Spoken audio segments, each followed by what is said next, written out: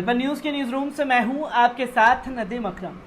केंद्र की मोदी सरकार का हाल जो है वो खिसियानी बिल्ली खंबा नोचे की तरह हो चुका है, क्योंकि जहां सरकार बनानी चाहिए वहां सरकार बनती नहीं, और जहां सरकार बनाने के लिए साम दाम दंडभेद का इस्तेमाल कर लिया जाता है और जब वहां से सत्ता इनके हाथ से निकलती है तो बुरी तरीके से बौखलाती हुई भारतीय जनता पार्टी नजर आती है।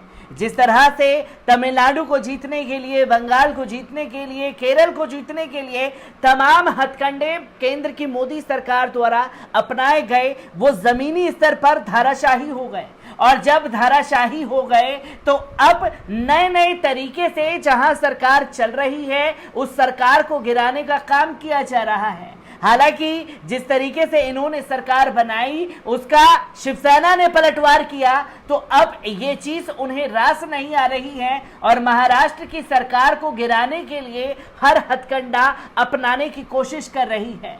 जहां शिवसेना को तोड़ने की कोशिश की जा रही है तो कभी भारतीय जनता पार्टी के आला कमान नेता जो हैं वो शिवसेना भवन को तोड़ने की बात कह रहे हैं। इस पर उद्धव ठाकरे जो हैं बुरी तरीके से भड़क उठे हैं और अल्टीमेटम जो है या चेतावनी समझ लीजिए वो केंद्र की मोदी सरकार को दे दी गई है। और किस तरीके से शिवसेना गुस्से में भारतीय जनता पार्टी को लेकर के नजर आ रही है, एक बार इस पर नजर डालते हैं। आपको बता दें कि एक समय के पुराने सहयोगी रहे शिवसेना और भारतीय जनता पार्टी के बीच लगातार जो दुश्मनी है वो बढ़ती जा रही है।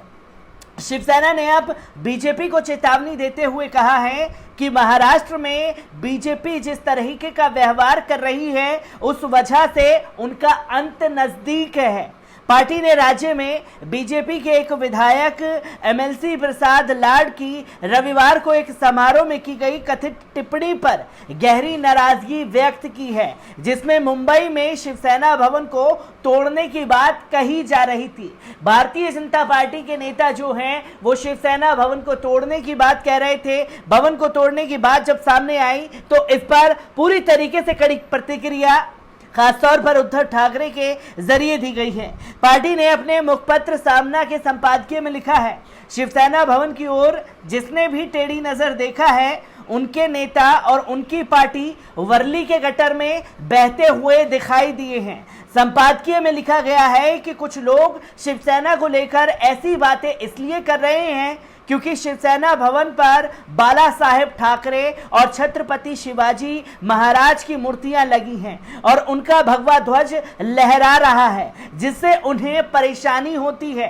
बीजेपी के खिलाफ कड़ी टिप्पणी करते हुए सामना में लिखा गया है कि बीजेपी एक समय निष्ठावान कार्यकर्ताओं की पार्टी थी जो जमीन से जुड़े थे, पर अब पार्टी की असल विचारधारा वाले लोग नीच लोगों को आगे बढ़ा रहे हैं, इसलिए पार्टी का अंत निकट आ रहा है। इस बीच महाराष्ट्र विधान परिषद के बीजेपी विधायक प्रसाद लाड ने अपने बयान को लेकर सफाई दी और माफी भी मांगी है। समाचार एजेंसी एनआई के मुताबिक उन्होंने कहा, मैंने अपने भाषण में ये कहा था कि हम जब दादर माहिम आते हैं तो ऐसा पुलिस बंदोबस्त होता है जैसे हम शिवसेना भवन पर हमला करने जा रहे हैं। मैंने अपने बयान के लिए माफी मांगी है, मगर शिवसेना ने उनकी माफी को खारिज कर दिया है। शिवसेना संजय रावत ने कहा है कि ये लोग बीजेपी से नहीं हैं, वहां कुछ बाहरी लोग हैं, आयात निर्यात वाले। ये लोग महाराष्ट्र में बीजेपी को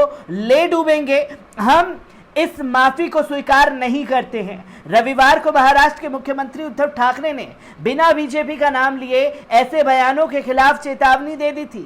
एनसीपी प्रमुख शरद पवार के साथ मुंबई में एक प्रोजेक्ट की आधारशिला रखते हुए उद्धव ठाकरे ने दबंग फिल्म के चर्चित डायलॉग में कहा था कि थप्पड़ से डर नहीं लगता, किसी को थप्पड़ वाली भाषा नहीं बोलनी चाहिए, वरना हम ऐसा थप्पड़ लगाएंगे कि दूसरा आदमी पैर पर खड़ा नहीं हो सकेगा। तो उद्धव ठाकरे हो, शरद पवार हो, संजय रावत हो, भारतीय जनता पार्टी की हवा जो है पूरी तरीके से महाराष्ट्र में निकलती हुई दिखाई दे रही है। तो वहीं कुछ तस्वीरें जो हैं लगातार सामने भी आई हैं, जहां महाराष्ट्र के परभणी जिले में अनूठा प्रशासनिक विवाद सामने आया है। हाल ही में ट्रांसफर के बाद जिला कलेक्टर बनाई गई एक महिला आईएएस अधिकारी परभणी में कलेक्टर का पदभार ग्रहण नहीं कर सकी। निवृत्तम कलेक्टर रिलीव होने के पूर्व अंतिम समय में महिला आईएएस को पदभार सौंपने की बजाय डिप्टी कलेक्टर को पदभार सौंपकर चल दिए। आरोप लगाया जा रहा है कि राज्य में सत्तारूढ़ शिवसेना के स्थानीय नेता नए कलेक्टर को नहीं चाहते हैं, इसलिए ऐसा नहीं किया गया है। महाराष्ट्र में शिवसेना नित्य 3 दलों की महाविकास आघाड़ी सरकार सत्तारूढ़ है। परभणी जिला शिवसेना समर्थक माना जा रहा है। वहीं एनसीपी के नेता व राज्य के मंत्री नवाब मलिक जिले के प्रभारी मंत्री हैं। जागृत नागरिक आघाड़ी की अध्यक्ष माधुरी श्री सागर ने पत्रकारों से चर्चा में कहा कि सभी लोग जानना चाहते थे कि 31 जुलाई को दीपक मुगलिकर के रिटायर होने के बाद कौन नया कलेक्टर होगा। इसके बाद हमें अखबारों से पता चला कि आईएएस अधिकारी अचला गोयल को यहां पदस्थ किया गया है। गोयल समय से पहले परभणी आ गई, लेकिन 31 जुलाई को मुगलिकर को राज्य सरकार ने कहा कि वे प्रभारी अतिरिक्त कलेक्टर राजेश काटकर को सौंप दे। क्षीरसागर ने आरोप लगाया कि कुछ नेताओं की वजह से ये हुआ है, ये शर्मनाक है। इससे साबित होता है कि राज्य सरकार का महिला सशक्तिकरण का दावा खोखला है। तो नए नए तरीके से भारतीय जनता पार्टी जो है वो शिवसेना को घेरने का काम कर रही है। तो शिवसेना भी अपने चित परिचित अंदाज के लिए हमेशा जानी गई है। चाहे सत्ता में जब तक साथ भारतीय जनता पार्टी का रहा हो तब ये बातें उन्हें रास आती थी, और जब यही बातें भारतीय जनता पार्टी के खिलाफ जा रही हैं तो साहब को नागवार गुजर रही हैं। और साहब के हर एक जवाब का पलटवार जो है शिवसेना द्वारा दिया जा रहा है। तो भारतीय जनता पार्टी पूरी तरीके से बौखला करके खिसियानी बिल्ली की तरह खंबा नोच रही है। महाराष्ट्र से आ रही हर एक अपडेट को आप लोगों के साथ यूं ही साझा करता रहूंगा। दीजिए इजाजत, शुक्रिया।